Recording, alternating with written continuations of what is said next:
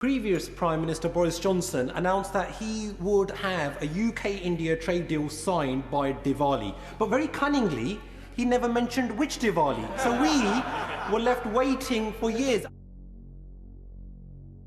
Thank you very much, Madam Deputy Speaker. Amidst much fanfare, as usual, previous Prime Minister Boris Johnson announced that he would have a UK-India trade deal signed by Diwali. But very cunningly, he never mentioned which Diwali. So we were left waiting for years. Other Conservative Prime Ministers made similar such empty promises, and that is why I particularly want to commend the Minister, the Business and Trade Secretary, their officials and the Labour government for having finally concluded this free trade agreement. And I look forward to this mutually beneficial agreement being formally signed. But can the Minister confirm, will this landmark UK-India FTA lead to an increase in bilateral trade by £26 billion, lead to an increase in UK GDP by £4.8 billion, boost wages by £2 billion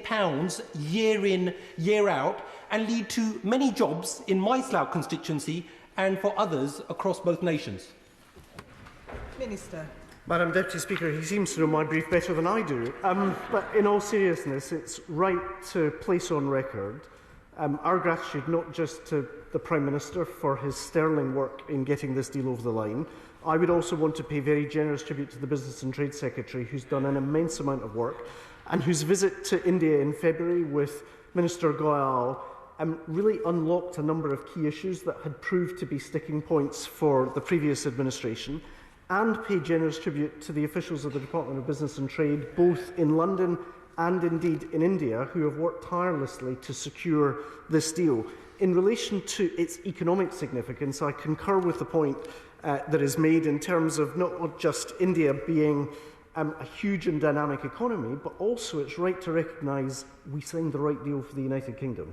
This is the best deal India has ever agreed to. It is expected to increase bilateral trade by about £25.5 billion and raise UK GDP. But if you like, we managed both to secure a deal more timelessly than was anticipated, and frankly, we got a better deal than many expected.